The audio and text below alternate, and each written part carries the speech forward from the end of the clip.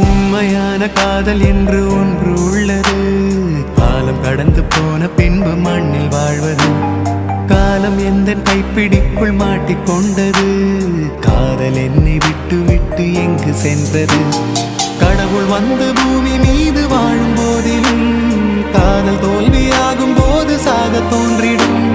காதல் இன்றி பூமி மீது வாழ நேர்ந்திடும். கொஞ்ச நேரம் கூட நரகம் போல மாறிடும்.